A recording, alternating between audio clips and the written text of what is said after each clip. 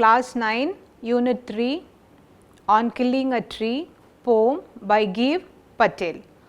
மரம் நம்ம வாழ்க்கையில் ரொம்ப முக்கியமான ரோல் ப்ளே பண்ணும் இல்லையா?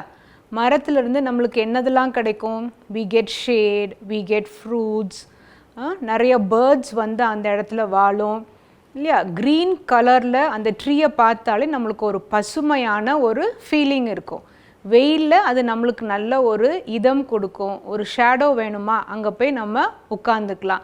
நம்ம சின்ன வயசில் நம்ம விளையாண்ட விளையாட்டுக்கள் எல்லாமே where do? We just go play under the tree. அந்த ட்ரீயை சுற்றி நம்மளுக்கு நிறைய விளையாட்டு, நிறைய விஷயங்கள் நடக்கும். So tree has got something, it plays a really a vital role in man's life. So நம்ம இவ்வளோ நேரம் ட்ரீ உள்ள நல்ல நல்ல விஷயங்கள் எல்லாம் பார்த்தோம் இல்லையா? ஆனால் இன்றைக்கி நம்ம பார்க்க போகிற போம் as the title itself goes, on killing a tree, நம்மளோட poet Gieve Patel அந்த ட்ரீக்கு நடக்கிற சின்ன சின்ன கெட்ட விஷயங்களை பற்றி அவர் நம்மளுக்கு சொல்கிறார். ஸோ இப்போ நம்ம எதை பண்ணி பார்க்க போகிறோம்? பொயட்டை பற்றி நம்ம முதல்ல பார்த்துடலாம். So this Gieve Patel, he is an Indian poet and he is a playwright and he is also a painter. playwrightனா யார்? நிறையா script ட்ராமாலாம் எழுதுகிறவங்க. and he is also a painter and moreover he is living in Mumbai and he is a practicing doctor. So இந்த பட்டேல் வந்து என்ன பண்ணுறாருன்னா, ஒரு group of writers இருக்காங்க. அவங்கெல்லாம் யார் அப்படின்னு கேட்டேன்னா, they have subscribed themselves to the green movement. so what is this green movement? பசுமை, நம்மளுடைய ஏர்த்தை எப்படி பசுமையான உலகமாக மாற்றலாம் அப்படிங்கிற ஒரு கான்செப்ட்குள்ளே நிறைய ஆத்தர்ஸ் அவங்கள ஒரு ஆர்கனைசேஷனுக்குள்ளே வச்சுருக்காங்க. ஸோ அந்த மாதிரி ஒரு poet தான் நம்மளோட Gieve Patel. So in this poem he speaks about the deep concerns for nature and exposes man's cruelty to it. So இந்த போயமில் ஃபுல்லாகவே நம்மளுக்கு நேச்சர் மேலே இருக்கிற ஒரு கன்சர்ன், நம்ம எப்படி நம்மளுக்கு கொடுத்த அந்த ட்ரீ இல்லையா, அது ஒரு பெரிய ஒரு கிஃப்ட் ஆஃப் நேச்சர், கடவுள் நம்மளுக்கு கொடுத்த ஒரு பெரிய ஒரு அருங்கொடை, அதை நம்ம எப்படி பாதுகாக்கணும் அப்படிங்கிறத சொல்கிறார். ஏன்னு கேட்டேன்னா, இந்த recent years we have seen lots of deforestations happening. so what is deforestation? people they cut down trees. எதுக்காக? they want to live, they don't have space, they don't have place. so என்ன பண்ணுறாங்க? மரத்தெல்லாம் வெட்டிட்டு அதில் வீடு கட்டிக்கிறாங்க. so everywhere we find only concrete jungle. so what is the meaning of concrete jungle? முந்தி நம்ம forest பார்த்தோன்னா ஃபுல்லாக ட்ரீஸ் இருக்கும். now we have only building, high rise building, நிறையா எல்லா ஸ்டோன்ஸும் பிரிக்ஸால் கெட்டினதாக இருக்குது. so where do we get oxygen from? where do we get carbon dioxide? so all these things the very big concern இல்லையா, நம்மளுக்கு சுவாசிக்கிறதுக்கு நம்மளுக்கு oxygen வேணும். so இது எல்லாம் we get it only from the trees. so in this poem Gieve Patel gives a very good description of how man is extending his cruelty towards the tree. so இந்த போயமில் Gieve Patel வந்து எப்படி மனுஷங்க இந்த ட்ரீஸுக்கு கெட்டது நினைக்கிறாங்க, அதனால it is in turn it is coming back to us because it is a cycle. நம்ம நேச்சரை ஹார்ம் பண்ணால் finally we will be the losers and not the gainers. so this is about the poet. now we are just going into the poem on killing a tree. so first I'll just read the poem for you and then you listen to me. அப்புறமா நம்ம line by line, word by word explanationக்கு வரலாம். shall we listen to the poem? நான் read பண்ணுறேன், நம்ம கேட்கலாமா? yes, come on. it takes much time to kill a tree. not a simple jab of the knife will do it. it has grown slowly, consuming the earth, rising out of it, feeding upon its crust, absorbing years of sunlight, air, water, and out of its leprous hide sprouting leaves. It takes much time to kill a tree. Not a simple jab of the knife will do it. It has grown slowly, consuming the earth, rising out of it, feeding upon its crust, absorbing years of sunlight, air, water, and out of its leprous hide sprouting leaves. And now the second stanza. so hack and chop, but this alone we won't do it. not so much pain will do it. the bleeding bark will heal, and close to the ground will rise curled green twigs, miniature boughs which if unchecked will expand again to former size. so hack and chop, but this alone we won't do it. Not so much pain will do it. The bleeding bark will heal, and close to the ground will rise curled green twigs, miniature boughs, which if unchecked will expand again to former size. No, the root is to be pulled out, one of the anchoring earth. It is to be roped, tied and pulled out, snapped out or pulled out entirely out from the earth cave, and the strength of the tree exposed, the source white and wet, the most sensitive hidden for years inside the earth. No, the root is to be pulled out, one of the anchoring earth. It is to be roped, tied and pulled out, snapped out or pulled out entirely out from the earth cave, and the strength of the tree exposed, the source white and wet, the most sensitive, hidden for years inside the earth. Then the matter of scorching and choking in sun and air, browning, hardening, twisting, withering, and then it is done. Then the matter of scorching and choking in sun and air, browning, hardening, twisting, withering, and then it is done. So now we just listen to the full poem. இல்லையா, full poem நம்ம read பண்ணி பார்த்துட்டோம். Now we'll just go in for line by line, word by word explanation. ஒரு word ஒரு லைனுக்குள்ள explanation பார்க்கலாமா? Fine. It takes much time to kill a tree. Not a simple jab of the knife will do it. So ஒரு ட்ரீயை நம்ம வெட்டின உடனே அந்த tree என்ன ஆகாது, சாகாதுன்னு நம்ம போயட் சொல்கிறார். Because that simple cut will not destroy a tree. A tree grows gradually. It is rooted in the soil. ஒரு ட்ரீ ஒரே நாளில் என்ன செஞ்சிடாது, வளர்ந்துராது. அது கொஞ்சம் கொஞ்சமாக அது என்ன செய்யும், வெளியில் அப்படியே வரும். How does it grow? It slowly consumes the earth. So ஏர்த்தை ஃபுல்லாக அது கன்சியூம் பண்ணும். கன்சியூம்னா என்னது, ஏர்த்தில் இருக்கிற அவ்வளோ சத்து, நியூட்ரியன்ஸ், மினரல்ஸ் எல்லாத்தையும் அதை எடுத்துகிட்டு தான் அந்த ட்ரீ என்ன செய்யுது, it just comes at a small shoot. அப்புறம் ஒரு பிளான்ட்டாக வந்து அந்த சாயில் இருக்கிற அவ்வளோ நியூட்ரிஷனையும் அதை எடுத்துட்டு it grows into a very big tree. So upon its crust, க்ரஸ்ட்னா என்னது, அந்த ஏர்த்துக்கு மேலே இருக்கிற சர்ஃபேஸ் இருக்கு இல்லையா, அது மேலே அந்த ட்ரீ என்ன பண்ணுது, அப்படியே வளர ஆரம்பிக்குது. ஆனால் உள்ளே அது என்ன பண்ணியிருக்கு, it has got its roots inside. So how does it grow? ஒரு ட்ரீ வளர்றதுக்கு நம்மளுக்கு என்னதெல்லாம் அங்கே தேவைப்படுது, it takes in sunlight, water and air to grow into a strong trunk. So அது என்னதெல்லாம் எடுத்துக்குது, சூரிய வெளிச்சம் எடுத்துக்குது இல்லையா, நம்ம சயின்ஸில் நீங்கள் படிச்சிருப்பீங்க ஃபோட்டோசிந்தசிஸ் அந்த ப்ராசஸ். ஸோ அது மாதிரி சன்லைட் எடுத்துக்குது. ரூட் அப்படியே எவ்வளோ தூரம் போய் தண்ணி தேடி எடுக்க முடியுமோ அவ்வளோ தூரம் ரூட் என்ன பண்ணுது, அந்த ட்ரீக்கு தண்ணி எடுத்துகிட்டு வந்து கொடுக்குது. Then it absorbs the air in the atmosphere. இது எல்லாத்தையும் சேர்த்துட்டு தான் அந்த ட்ரீயோட பார்க் என்ன ஆகுது, it grows into a big trunk and have numerous leaves. So அந்த ட்ரங்க்ல இருந்து அப்படி நிறைய லீவ்ஸ் வந்து it becomes a very big tree. And நம்ம ஃபர்ஸ்ட்லேயே பார்த்தோம் இல்லையா, ஒரு ட்ரீலாம் எவ்வளோ பெருசாக இருக்குது. ஸோ அவ்வளோ பெரிய ட்ரீ ஒரே நாளில் it won't grow. Is it so easy to cut and kill a tree in a day? ஒரே நாளில் மரம் வளருதா? இல்லை, அது ரொம்ப வருஷங்கள் எடுக்குது இல்லையா, ரொம்ப நாட்கள் எடுத்து அவ்வளோ பெரிய மரமாக வளரும் போது ஒரே நாளில் what we can do, we can kill a tree. ஒரு ட்ரீயை ஒரே நாளில் வெட்டிட்டா மட்டும் என்ன ஆகாது, ட்ரீ செத்து போகாது. Now we are just going to the second stanza. Shall we? Fine. So hack and chop, but this alone we won't do it. So என்ன பண்ண முடியாது, ஹேக்னா என்னது, அதை வெட்டுறது. And then cut thoroughly by striking heavy blows. ஒரு நேரம்லாம் அடி இல்லை. நம்ம மரம் வெட்டி பார்த்துருப்போம் இல்லையா, நம்ம ஊரில், நம்ம வீட்டில், நம்ம தெருவில் இந்த மழைலாம் வந்துச்சுன்னா, புயல் வந்துச்சுன்னா என்ன செய்வாங்க, மரத்தை வெட்டுவாங்க. ஸோ ஒரே நேரம் என்ன செய்ய மாட்டாங்க, மரத்தை ஒரே கட் பண்ணுற மாதிரி. இப்போ நம்ம வீட்டில் நம்ம அம்மாலாம் பார்த்துருப்போம் இல்லையா, கிச்சனில் அவங்க ஒரு கேரட் எடுத்தால் ஒரு நைஃப் வச்சு ஒரே சக் வெட்டிடுவாங்க, அது ஈஸியாக போயிடும். ஆனால் ஒரு ட்ரீயை நம்மளால் அந்த மாதிரி பண்ணவே முடியாது. So we have to give a very blow, very heavy blow in that and then chop it. Chop itனா என்னது, சின்ன சின்னதாக கட் பண்ணணும். But this alone we won't do it. இது மட்டும் பண்ணுறதுனால என்ன செய்ய முடியாது, மரத்தை நம்மளால் சாகடிக்க முடியாது. It will not get killed. and not so much pain will do it. So அதில் இருக்கிற நம்மளுக்கு நம்ம எவ்வளோ லேபர் இல்லையா, அந்த மரத்தை வெட்டுறவங்க வந்து ரொம்ப ஈஸியாக வெட்ட மாட்டாங்க. நம்ம வெட்டுறவங்கள பார்த்துருப்போம் இல்லையா, அவ்வளோ ஃபோர்ஸ் யூஸ் பண்ணி அவங்களோட மசில்ஸ் எல்லாம் யூஸ் பண்ணாதான் you can cut a tree.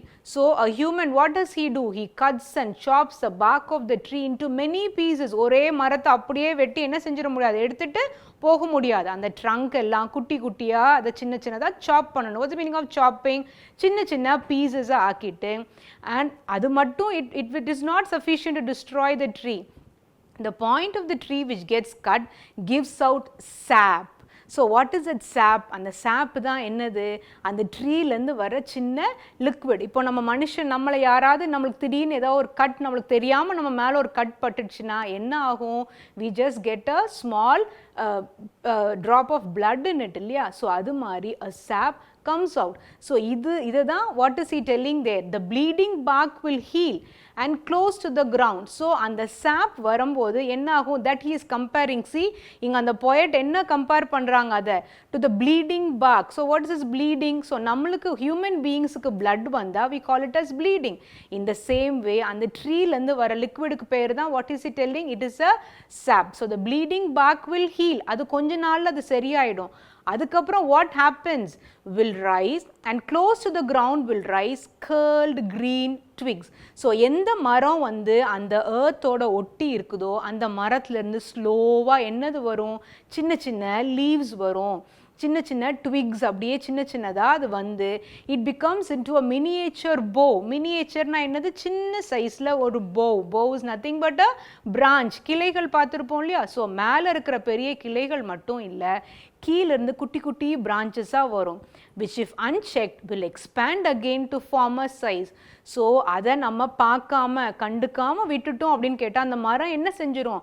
ஆட்டோமேட்டிக்காக திரும்ப அந்த மரம் அதே மாதிரி பெரிய மரமாக அது திரும்பி அது வளரும். So this is the rule of nature. So ஒரு மரத்தை வெட்டிட்டு அதை நம்ம கண்டுக்காமல் விட்டுட்டோம்னா அந்த லிக்விட் எல்லாம் அந்த சாப் எல்லாம் அழிஞ்சு போனால் கூட காஞ்சி போனால் கூட the part which is close to the earth, what will happen from there? அங்கேருந்து மினியேச்சராக குட்டி குட்டி green leaves வந்து அது branches-ஆக மாறி once again it will come into grow into a very big tree. I think hope the first and the second stanza are clear. முதல் stanza second stanza clear-ஆ இருக்கா? இப்போ we are just passing on to the third stanza. No, the root is to be pulled out. So மனுஷன் நினச்சிக்கிறான் நம்ம மரத்தை வெட்டிட்டோம், கிளையெல்லாம் நம்ம குட்டி குட்டியாக சாப் பண்ணிட்டோன்னா அந்த ட்ரீ அவ்வளோதான், இட் ஹஸ் கான்னு அவன் நினைக்கிறான். But it is not so. The main part, நீங்கள் சயின்ஸில் படிச்சிருப்பீங்க இல்லையா, the main part of the tree, where is it? It is the root. So this root has to be pulled out. Pulled அவுட்னா என்னது? அதை இழுத்து பிடிச்சி வெளியில் இழுக்கணும் இல்லையா? So it has to be pulled out. One of the anchoring earth, it is to be roped, tied and pulled out. Here the poet is using a very good comparison of anchoring the earth. anchorனா என்னது? நம்ம ஷிப்பில் பார்த்துருக்கீங்களா, நங்கூரம்னு ஒன்று சொல்லுவாங்க இல்லையா? அவ்வளோ பெரிய ஷிப்பை அது கடலில் போய் அதை நம்ம அதை இப்போ வண்டிலாம் நம்ம ரோட்டில் போதோ நம்ம ஒரு இடத்துல போய் நிப்பாட்டணும், பார்க் பண்ணணும், we just park the vehicle there. So அதுக்கு நம்ம கையில் பிரேக் இருக்கும், ஹேண்ட் பிரேக்கும், நம்ம பிரேக் அப்ளை பண்ணால் வண்டி ஸ்டாப் ஆகிடும். ஆனால் ஒரு ஷிப் வந்து ஒரு சீல எப்படி நிற்கும்? பிகாஸ் அந்த வேவ்ஸ் கீப் மூவிங் இல்லையா? அப்போது நம்ம ஷிப் என்ன ஆகும்? மூவ் ஆகிட்டே இருக்கும். So to anchor it, to stop the ship, what do they just put the anchor. அந்த நங்கூரன் அப்படியே கீழே அந்த மண்ணில் அப்படியே போட்டோன்னு இந்த சீயோட ஃப்ளோரில் போய் அது ஃபர்மாக ஃபிக்ஸ் ஆனதுக்கப்புறம் the ship will be just toiling here and there, but it will not move into a sailing part. அங்கங்கே ஆடுமே வழியாக அந்த வேவ்ஸில் அது என்ன ஆகாது? மூவ் ஆகி எங்கேயும் போகாது. In the same way this is the root. The root இருக்குல்லையே, அந்த ட்ரீயில் உள்ள ரூட் தான் என்ன பண்ணுது? அந்த ஏர்த்தோட அந்த ட்ரீயை கனெக்ட் பண்ணுது. That's why the poet is giving a very good comparison over here. It is an anchoring earth. So what are we supposed to do? அந்த மரத்தை கயிறு, it has to be roped, tied. கயிறை வச்சு அதை நல்லா கெட்டி அதை நல்லா என்ன செய்யணும்? It has to be pulled out, snapped out.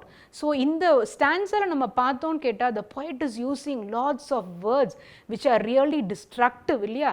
அந்த ட்ரீயோட பெயின் என்னென்னலாம் இருக்குது பாருங்கள். It has to pulled out, it has to be roped, it has to be tight.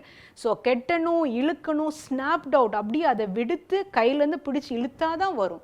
are pulled out entirely. So fulla and the root ulla anchoring earth la irukra and the root fulla edithal mattume the tree will be put to its end. So out from the earth cave na என்னது குகை பார்த்துருக்கீங்களா?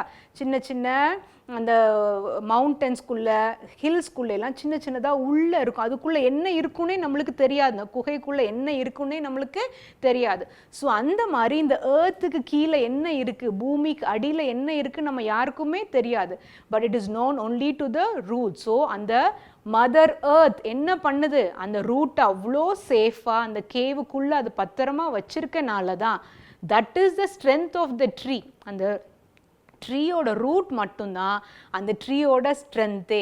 So அது தெரிகிற வரைக்கும் human being அந்த ட்ரீயை அழிக்க முடியாது. But once he knows that the strength of the tree lies in the root, what happens once it is exposed? What is he doing? He just pulls it out. The source, white and wet. So what is that? The source என்னது? The root. The root is always white and wet. நம்ம பார்த்துருப்போம் இல்லையா, நம்ம வீட்டிலே நம்ம roots நம்ம நிறையா சாப்பிட்றோம் இல்லையா. we have potatoes, we have, so அதெல்லாம் white கலரில் இருக்கும். and when it is taken out of the earth, it is wet. ஏன் வெட்டாக இருக்குது? because the earthக்கு கீழே இருக்கிற இடத்துல ஃபுல்லாக we have water. so that is how the root is pulling the water from there to the and gives strength to the tree. So here the strength of the tree exposed, the source white and wet, the most sensitive part. So the root is the most sensitive part and it is hidden for years inside the earth. So ஏர்த்துக்கு அடியில் அது ஒளிஞ்சு இருக்குது. அது அந்த secret மனுஷனுக்கு தெரிகிற வரைக்கும் அது ஒன்றும் பிரச்சனையே இல்லாமல் the tree will be there. Once man comes to know that that is the strength and when he pulls it out, gone. The tree faces its final. Now we are just passing on to the last stanza. Then the matter of scorching and chalking. So once man அதை கண்டுபிடிச்சி அந்த ட்ரீயோட strength ரூட்டில் தான் இருக்குன்னு அவன் தெரிஞ்சிடுச்சுன்னு கேட்டானா, அதை pull பண்ணிட்டானா, what happens? Scorching and choking. What is ஸ்காட்சிங்னா என்ன?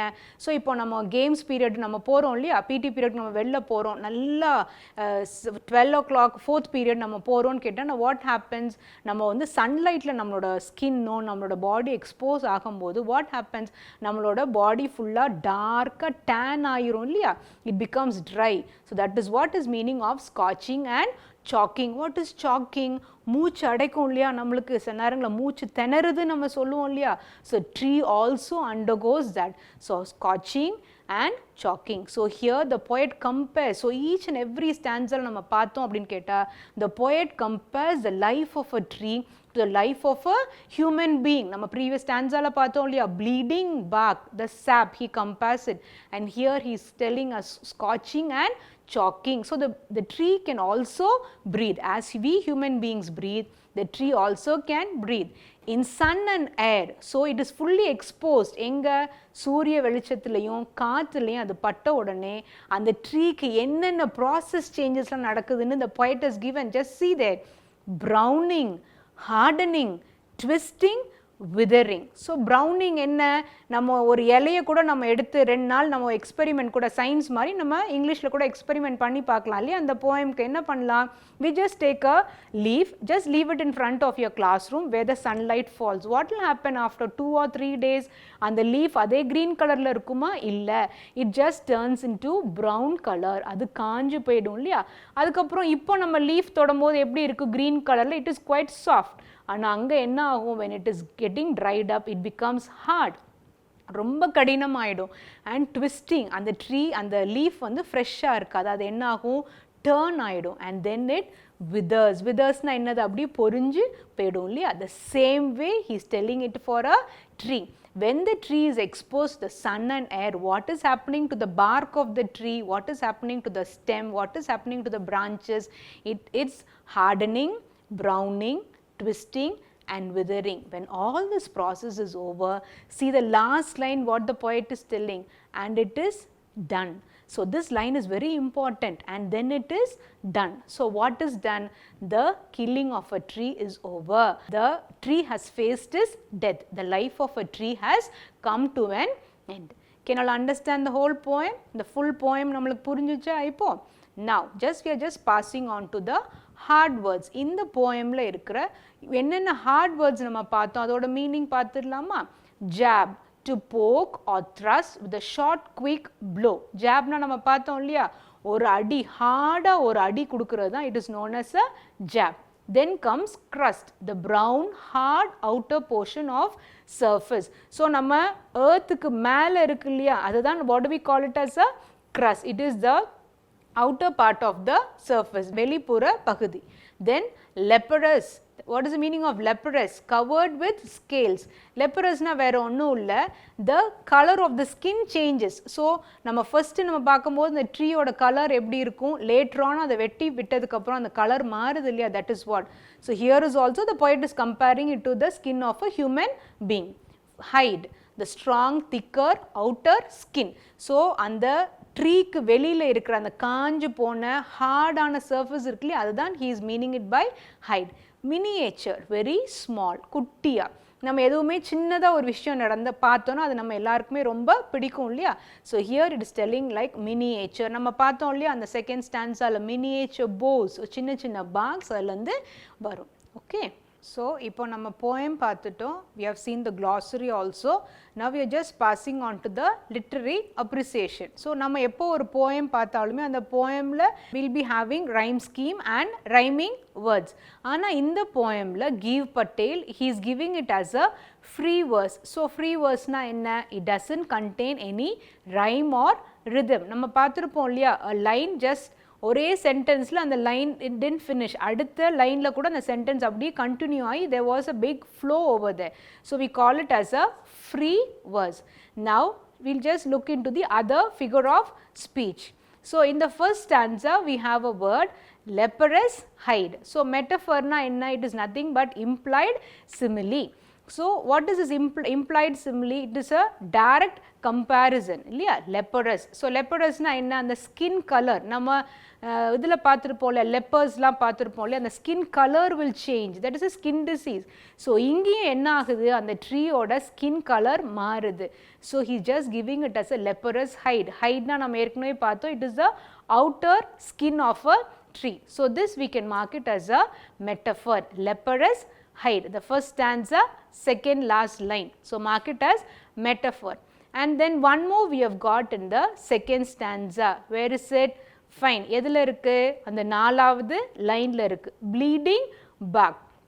ஸோ நம்ம போயம் எடுக்கும் போதே நம்ம பார்த்தோம் இல்லையா, bleeding. So this bleeding happens when something is cut. நம்மளுக்கு தெரியாமல் நம்மளோட கையிலையோ கால்லையோ ஏதோ கட் ஆயிடுச்சுன்னு கேட்டோன்னா what comes out of our body, blood comes out. So what do we tell that as he is bleeding. So அவனுக்கு ரத்தம் வெளியில் வருதுன்னு சொல்லுவோம் இல்லையா, அதே மாதிரி ஒரு ட்ரீயை கட் பண்ணும்போது சாப் comes out.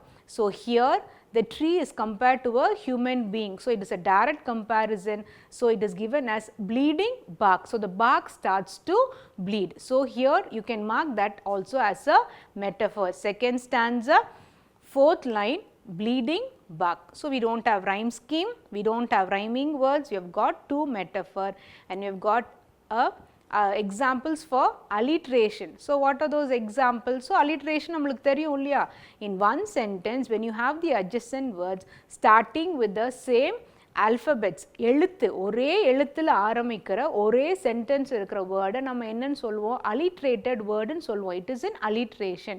So here in this poem we have got examples like that. Can we see that? அதை பார்க்கலாமா? We have got bleeding bark. So bleeding bark. So you can underline that as for alliteration. And then we have got one more example. இன்னும் ஒரு உதாரணம் இருக்கு. அது என்னது? White and wet. The W and W in white and wet. So that also can be marked as alliteration. So we have got this much of figure of speech in this poem. Now we are just going to see a summary of the poem. Wholly to fully to sum up the poem. What does Gieve Patel says over here? He talks about killing of a tree. So the poet explains the process of cutting a tree. So ஒரு ட்ரீயை cut பண்ணுறனால அது அவ்வளோ ஈஸியாக cut பண்ண முடியாது இல்லையா, it involves a very big process. அது ஒரு பெரிய ப்ராசஸ் இருக்குது அந்த ட்ரீயை கட் பண்ணுறதுக்கு. அது என்னதெல்லாம் அங்கே இருக்குது, a lot of work has to be done in order to kill a tree completely. So நம்ம மேலே மரத்தை மட்டும் வெட்டிட்டோம், அந்த மரத்தோட லைஃப் முடிஞ்சது நம்ம நினைக்கவே முடியாது. It involves a lots of process. So அது ஃபுல்லாக அது மரத்தை நம்ம சாகடிக்கணும் அப்படின்னு நம்ம நினச்சா, to kill the tree, what are we suppose to do? You have to kill it completely. So what are the steps involved in that? It cannot be accompanied by merely cutting it with an axe or a knife. வெறும் நம்ம கிட்ட இருக்கிற கத்தியாலேயோ அருவாளாலேயோ மரத்தோட மேலே மட்டும் நம்ம வெட்டினா அந்த மரம் என்ன செய்யாது? It won't end its life. It involves the other processes, because the tree has grown with the help of sunlight, air, water for countless years. இந்த மூணுமே எந்த மூணு? Sunlight, air and water. சூரிய வெளிச்சம், காற்று, தண்ணி, இது மூணுமே பேசிக்காக எந்த ஒரு லிவிங் பீயிங்க்கும் தேவை. நம்மளுக்கும் அது தேவை இல்லையா? தண்ணி இல்லாமலும் கஷ்டம் நம்மளுக்கு. சன்லைட் இல்லாட்டினா we can never survive. And then comes air. We need air to breathe in. So இது மூணுமே எதுக்கும் தேவை? மரத்துக்கும் இது தேவை. இதெல்லாம் அதை அப்சர்வ் பண்ணி தான் it has grown into a very big tree like this. So even the dead bark of a tree gives rise to miniature boughs. So மரத்தை நம்ம வெட்டிட்டு அப்படியே மரத்தில் அந்த கிரவுண்ட் லெவலில் இருக்கிற மரத்தில் கூட என்ன வளரும்னு சொல்கிறாரு நம்ம poet? A small leaf will come out, a small twig will come out, then the branches. So சின்ன இலை வரும், அதுக்கப்புறம் சின்ன சின்ன branches வந்து அப்புறம் அது பழைய மாதிரி ஒரு பெரிய ட்ரீயாகவே அது வளர்ந்துரும். So in a short period they grow into a new tree. அதை நம்ம செக் பண்ணலன்னு கேட்டால் it just comes into a new tree. So to kill a tree, one should completely pull out the roots from the anchoring earth. So ஒரு ட்ரீயை ஃபுல்லாக நம்ம kill பண்ணணும் அப்படின்னு கேட்டினா what are we supposed to do? We have to pull out the root. The root is the only source இல்லையா? அந்த anchor, அந்த earthக்கு அந்த ட்ரீயை வந்து உள்ள கனெக்ட் பண்ணி வச்சிருக்கிறது எது தான்? அந்த root. Once that root is pulled out, what happens?